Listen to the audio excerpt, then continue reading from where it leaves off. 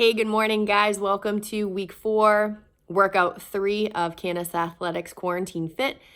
Hopefully you guys are having a good week. We're already halfway through another glorious April week of being home. Hopefully you survived those storms yesterday. If you lost power, I hope it's back. But the sun is shining today when I'm recording this. I think we have a dry couple of days. Let's just keep hoping for that, right?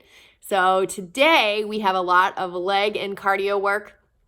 We are going to have a little bit of a buy-in for your warm-up. So before we start our 3 rounds of movements, we're going to do 50 jumping jacks. So because it's only 1 round, my expectation is it is unbroken. Of course, you know that I want them to be full arms overhead, nothing lazy about that jumping jack. If you need to break them less than 50, try to shoot for 25 and 25. Okay, just remember it's only 1 round, so let's just try to get through it, get that heart rate pumping for our workout today. All right, then we're gonna go into our 3 rounds. We're gonna do 10 burpees, then we're gonna do 10 walking lunges, so 5 each side, and then 10 weightless good mornings, okay? So you guys know what the burpees look like. I don't need you to jump at the top. You do have burpees in your workout today, so I'd rather you save that energy for your workout. So I have no problem with you just coming up into the burpee with full hip extension and not adding that jump at the end for the warm-up. Your walking lunges, 5 each side, so just make sure that that knee does not track out over the toe. That back leg is touching. All right, stand up, walk it forward.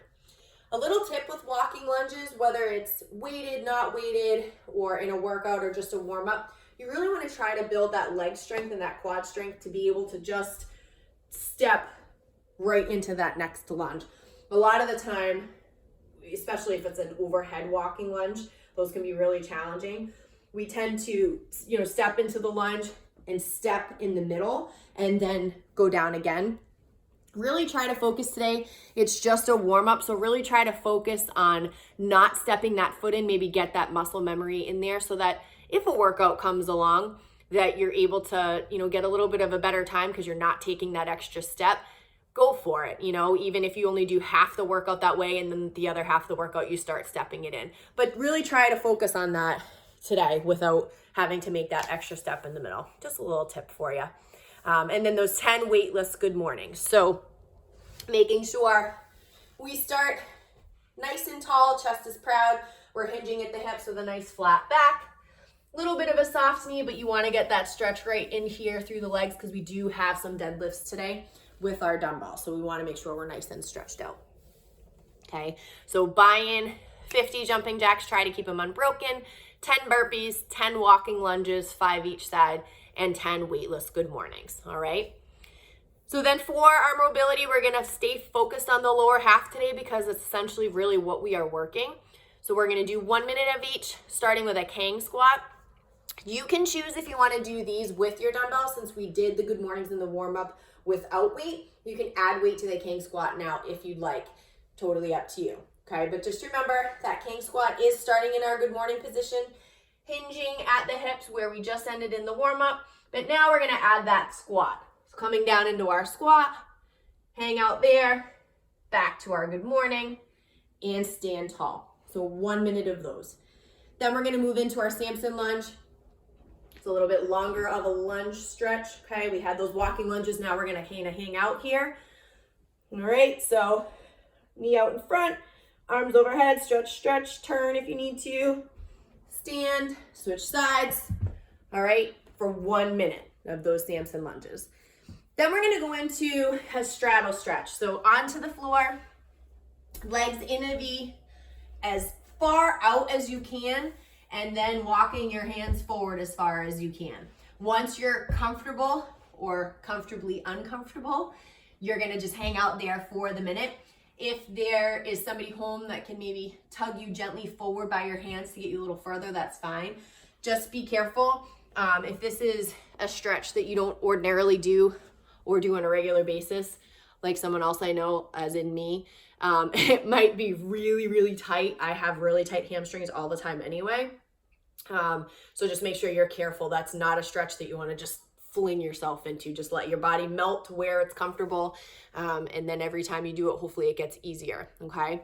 After that straddle stretch, we're gonna do our Cossack squat. So last week I showed you guys that, or tried to, outside like a fool.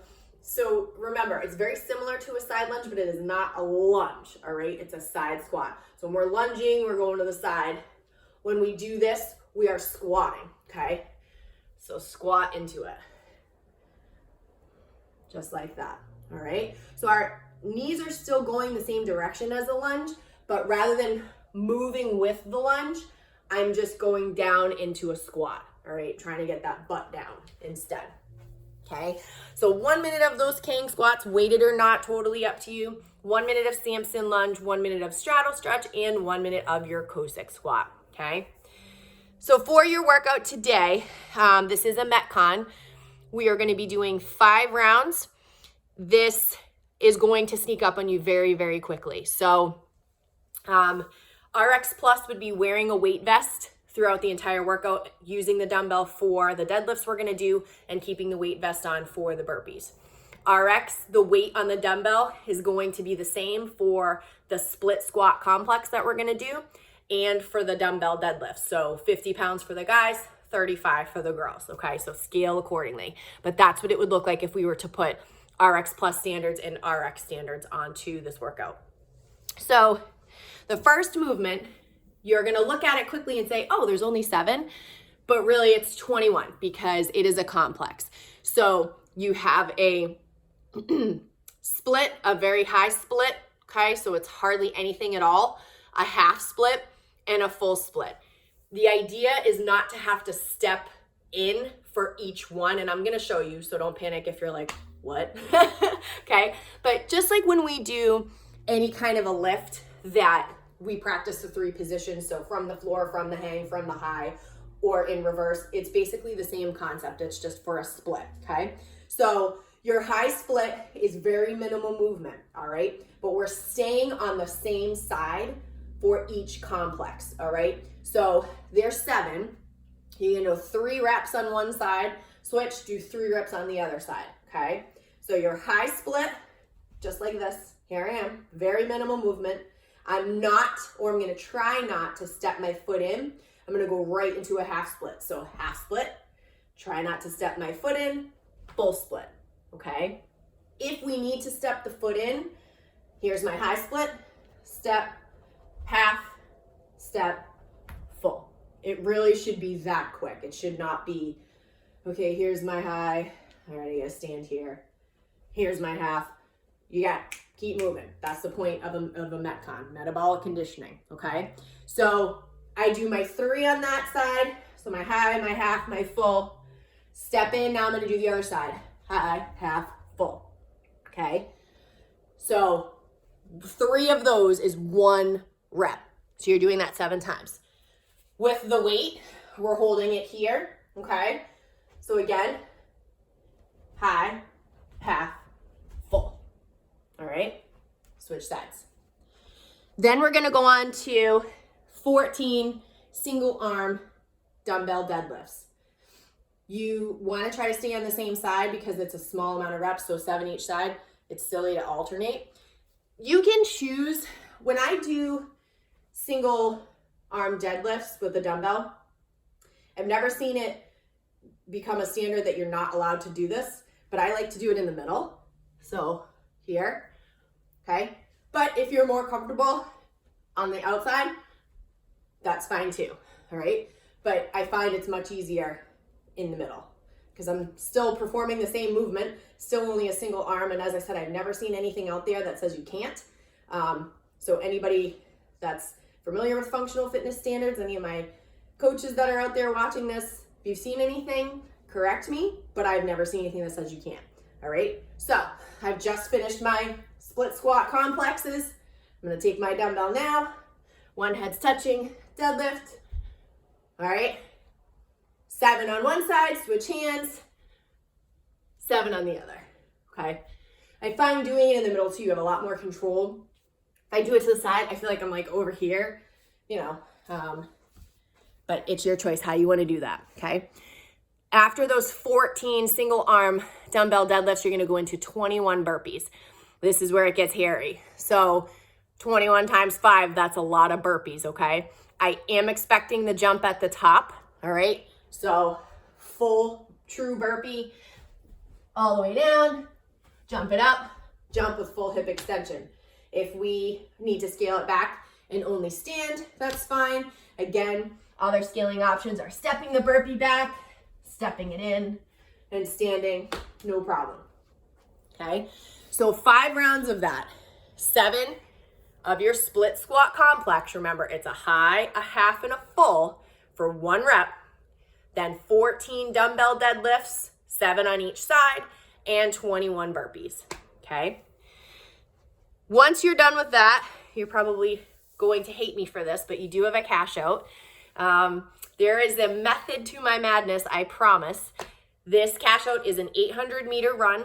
The purpose is to flush your legs because this is a ton of leg work. You're gonna have a lot of lactic acid that's gonna build up. That's what causes you to feel like you can't sit on the toilet after doing a ton of leg work the next day and sometimes 2 days later. So any kind of recovery piece that will flush your legs is essential. So my recommendation is not only do this cash out and do the 800-meter run, but tomorrow morning, maybe cycle, run, walk, whatever you can do. Keep the oil flowing. A lot of my runners that I coach hate me for that.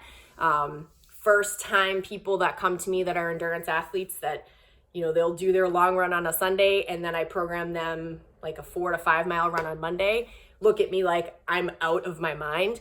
But those that have never done it, that trust me and do it, can't be more grateful.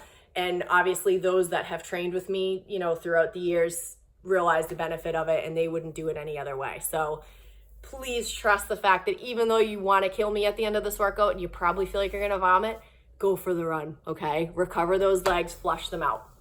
Any questions, as usual, you guys can throw me a message in our group messenger and I will see you guys tomorrow. Enjoy the day. Bye, guys.